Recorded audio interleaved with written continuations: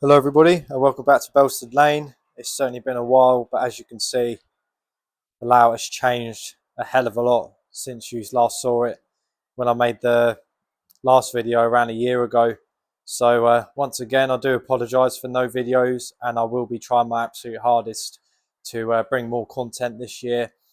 I have been working on the layout a lot, as you can see, so it's certainly changed a lot since you last saw it, and I just wanted to get a feel of doing it off camera just to try out new techniques. There's certainly a lot to get through in this video, so I'll crack straight on with it, and I hope you enjoy. So there's certainly not a layout update video without any trains running. So as you can see, I've got a couple running around the layout as I speak. So we've got a Freightliner Class 66 there on the engineers train, which is formed of the Dapol J&A Falcon wagons. And then I've also got one of the passenger trains on the layout as well, the one Class 90 with the full rake of Mark IIIs. So we've got the full 9-coach rake running around as well. So you can obviously watch these go around the layout as the video goes on. So starting over here, which is where I've been working on the layout mostly. So this is the countryside end of the layout, and as you can see, got a lot of scenery on here now, as well as some of the overhead live equipment for the electric locomotives. So just give a run through of what's been going on over here. So putting it bluntly, what hasn't been going on over here? So we've got the scenic backboards on with the back scenes on as well. I believe this is a ID back scenes. I think it's called Into the Town, if I remember rightly. So I've installed this back scene the entire length of the layout, including over there in that corner.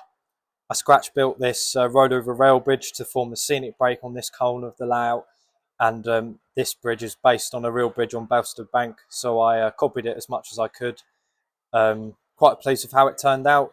So it is completely scratch built using offcuts of wood, and then I've just cladded those in plasticard.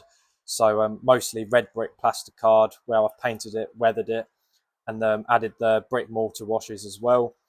And then if I just come a bit closer, you can see I've detailed it with the relevant details like the graffiti, as well as the limited clearance signs.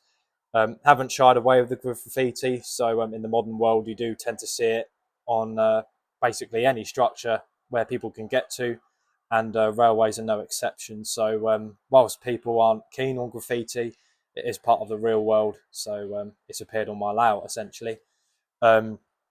Isn't finished yet. I still need to do the bridge surface, the road surface which goes above it, but I haven't even glued in the these brick walls or whatever yet, so I can move those around, as you can see. Put that back properly in a minute, but yeah, so mainly left it loose just where I've been working on the overheads where I've needed access and stuff. So once I'm happy with those, then I can crack on in the future and get the road surface that put in. And obviously, as you can see, still needs doing here as well. Just got the bare wood for now, just leading up to it, and I have deliberately not done it level just for a bit of scenic interest. So obviously in the future I will be adding the road surface here. With the scenery, I have mostly focused on what's been going on behind the railway, because working behind it with all this in situ would have been quite annoying in case I knocked anything. So I did focus on all the scenics and trees and stuff that goes on behind the railway before doing what's in front of it. So I've added all of the various shrubs, trees, bushes, whatever you want to call it. Tried to get it to blend as well the backs in as possible. Quite pleased with how it's turned out so far, but over in this corner in particular, I might just go over it with some lighter grasses just to help it blend in a bit more. But did want the shrubbery to be quite heavy. So, for example, if you come over here towards the scenic break, you can see how the foliage is quite dense, as I did want it to be in this area. So please do excuse how rough it is. As I said earlier, this part of the layout in front of the track is all very bare bones at the moment. So everything does look a bit rough, but if I just show you this, so this is another sort of bridge or a tunnel on the scenic section, and this is just an underpass with a footpath on it. So saw this sort of thing on the real Belstead bank. So got the tunnel portals on there, and those are a few Horby viaduct kits just glued together. And as you can see at the back there, there's a mirror as well. So once you've moved your phone away or whatever, you'll be able to get a proper effect on it, just to make it look like it carries on the other side behind the back scenes. But saw this idea on layouts with the mirror, so I thought I'd use it here, and it does do the job well. Just needs a bit of a clean up there if I can get to it in the future. But so far I've just got the bridge installed, or the tunnel installed, and made up some some abutments as well, just to support the scenery more. But obviously I will add to this in the future with railings, more bushes, hedges, a gate, a footpath, all that kind of stuff. So there'll be a nice scene in front of it in the future. And then if I just come over to the left, so we have another bridge or a tunnel here. So this will be a river scene. So I've already mapped out where the water's going to go, added some bushes and shrubs around it as well. So it is more or less ready to receive water now. I scratch built these tunnel portals or whatever using wood again, cladded it with plasticard and painted it and weathered it again. But thought I'd go for a darker colour this time, just to give it a bit of variety. And once again, based it on real life locations on Belstead Bank. So this little river is meant to be part of Belstead Brook. And these tunnel portals are, from what I could see on Google Images, pretty much tried to copy what I could see, although couldn't really get close, or can't get real photos myself. So use my imagination a little bit as well. But as I said, it's ready to receive water. So I've added in all the expanding glue just to cover up any holes so I don't get any leaks. But I won't add any water towards the end of the layout build, because I don't want this area getting all dusty. So I'll give it a good tidy and a clean up before the water goes in. And this is more or less where the scenery stops for now. So as you can see, done the embankment there. So that is more sort of base ground layer. Same on this side again. And you get an idea on how I've built it up. So first of all, I've glued down a complete block of Celotex or whatever. And then I've just built it up to form the embankments using more offcuts of the Celotex with newspaper and then plaster cloth. So this is as far as I've got for scenery at the minute, but as you can see, it is more or less halfway there. This corner of the layout is more or less there with the scenery, apart from obviously all this. In the future I will be coming across here, and in the future I will do the videos to show you in more detail how I've built the scenery up. But yeah, this is as far as I've got for now. So moving on to more exciting things now. So I'll show you the overhead live equipment. So this has certainly took a lot of work and required a lot of fine tuning and fettling over since it's been installed. But so far I'm extremely happy with how it's turned out. So once again, pretty much installed all of it up until the scenery stops on this part of the layout. And obviously I will continue with that in the future over there. So the OHL is once again completely scratch built. So I've used the brass H sections to form the vertical masts, and then the cantilevers and registration arms are built out of brass tube and guitar string. I wanted to run the pantographs up in contact with the wires on this layout, so I did need a system that was built to be as strong and as robust as possible. I been speaking to Cav from Cavalex, and I've took inspiration from his old layout, Alton Road or Alton Road. I don't know if that's pronounced correctly, so do forgive me on that one. But the OHLE on this layout is heavily inspired from the OHLE that was built for that layout, as that was proved, tried and tested. So I spoke to Cav, and he sent me various advice and documents and things on how he built them. So I had a crack, and this is my results. And so far they do function as I intended. So the pantographs are running up in contact with the wire, and the OHLE wires are all tensioned, so there's no vertical uplift. And so far it's all worked really well. Really pleased with it. Has required a hell of a lot of work and a hell of a lot of fine tuning, and certainly has been a massive learning curve as well. So certainly didn't get it right first time, but again, that's why I haven't really filmed any progress on the layout for that reason.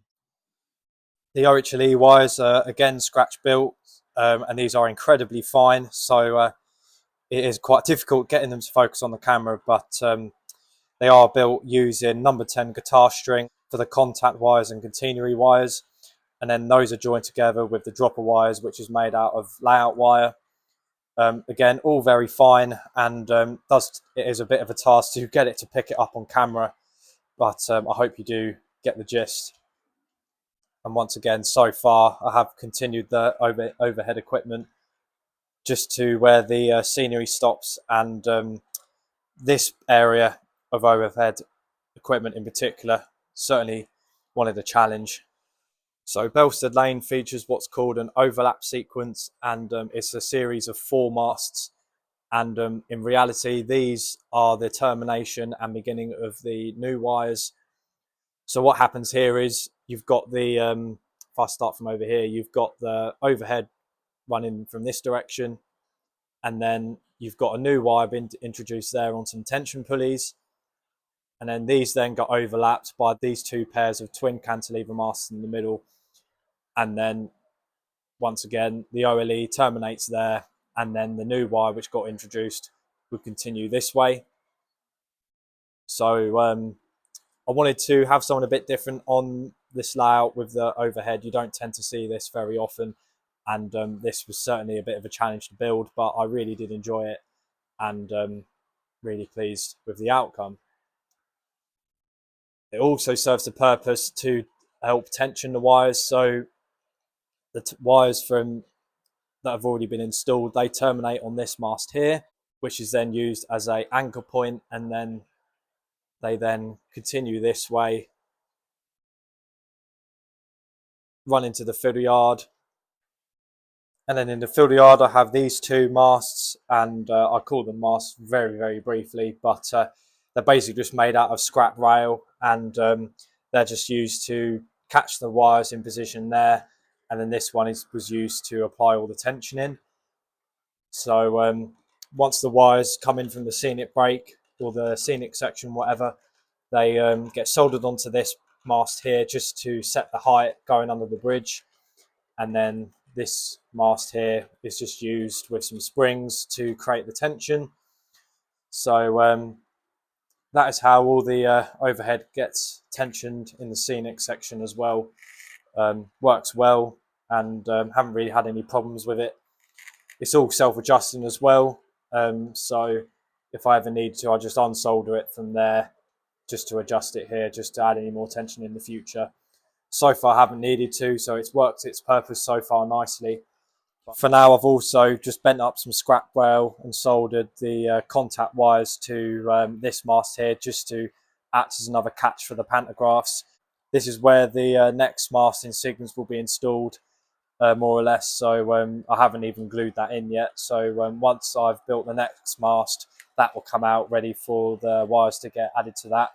But that's as far as the OHLE goes here. So if you do have any questions about it, feel free to pop them in the comments. I do get a lot of questions on my other social medias.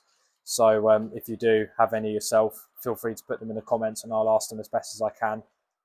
I've also ballasted the track from the scenic break to where the scenery finishes.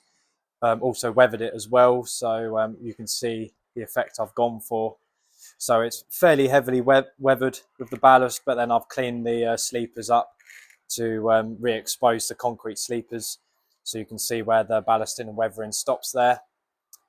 So the weathering in particular took a hell of a long time, because I did clean each individual sleeper. So that certainly did take a while, but I'm really pleased with how the effect of the weathering came out. Also nicely holding those sleepers in place now as well. I did have some trouble with those before, getting missed out of line, but since it's all been ballasted, haven't had that problem now. Still need to fill in the gaps between the ballast or the track bed and the scenery, but that'll be something I'll do in the future. Also added some line side detailing, so like the line side trunking, some catch pits and things. Still need to add some additional details like AWS ramps, relay boxes and stuff like that, but I won't do that until I've got a good idea on where I'm going to put some signals in the future. There won't be any on the this part of the layout. I do want to try and keep it at a realistic length, so if I was to have one here and have one further down the line over there, would be a bit close, so would look a little bit daft, but once I've got a good idea on the signalling locations and things, and I can start planning out the relay boxes and other track infrastructure. So once it gets to this point, all the scenery more or less stops just before Halifax Junction, but I have been making some planning already just so I know what to do here. So where you can see bits of baseboard and all that cut away, this is where I want to have a bridge scene, so the railway will travel over a road, have a bit of a town scene or a road scene going on. I found a bridge I quite like from the Ipswich area, so I decided to build that. Certainly looks a bit different to the scenic brake bridge, and I just quite like the look of the area, so should be able to get a more pretty decent example of a road in this area. But as you can see, I have already sort of been cutting around roughly where I want the bridge to go. But before I do the bridge, I do want to fit the point motors to Mini Halifax Junction, just so then they're done and dusted, and then I can start looking at planning the track for the depot as well, or at least get the point and the reception road running alongside it behind the main line. So certainly got enough to get on with.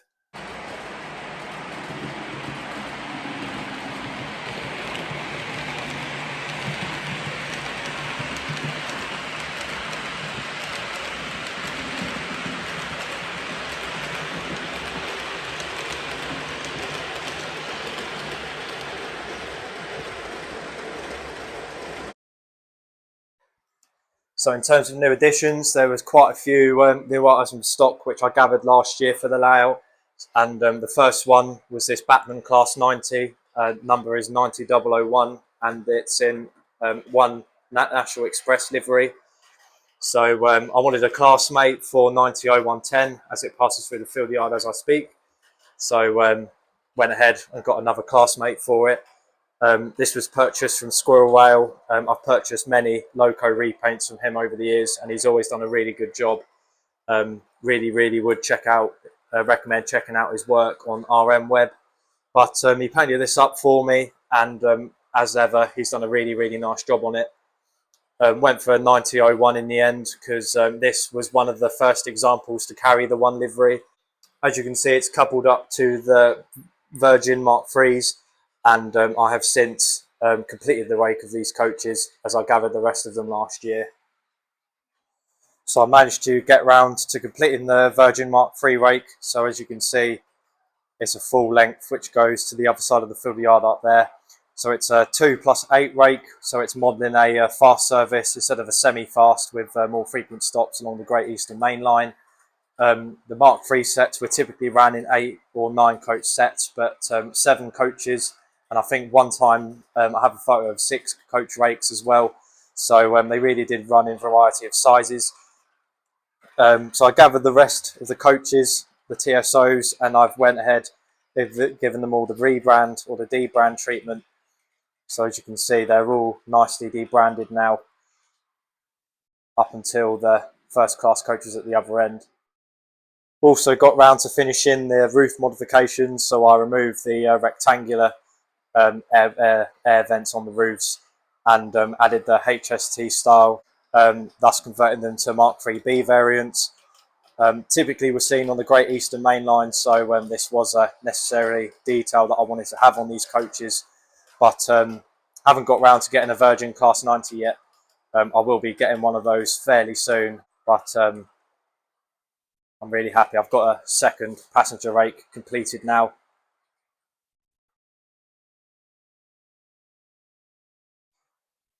And then I also got round to getting started on the Anglia Mark II rake.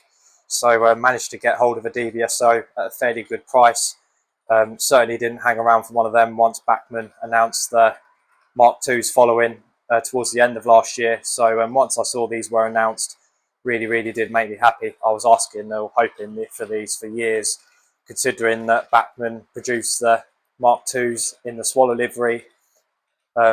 Really did have to wait a while for these to come through, but they finally did. So I gathered the 6 TSOs needed for a full rake, and just before filming this video I did order the first class coaches, which should be here really soon. Also found a cheap Oxford Rail RFM Mark III coach in Swallow livery on sale, so managed to snap one of those up, which will make for a nice respray donor into Anglia livery. So that way I'll have a full Anglia turquoise livery Mark II set. Still waiting on the Helgen or Accurascale Class 86. Was quite surprised to hear the news that Accurascale had brought those guys out over at Helgen in Denmark, but really interested to see where the Anglia 86 comes in hopefully this year. But for now, the 1 Class 90s and the Freightliner Class 90 Harins will fill their position just as well.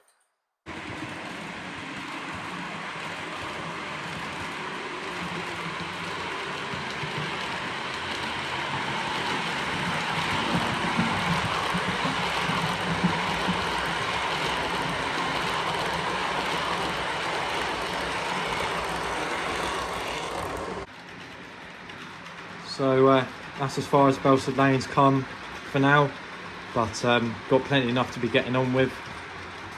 I will try my best to do or make videos in the future when I'm covering the rest of the progress, so when I carry on with the layout over in that direction. But again, I can only apologise for the lack of videos.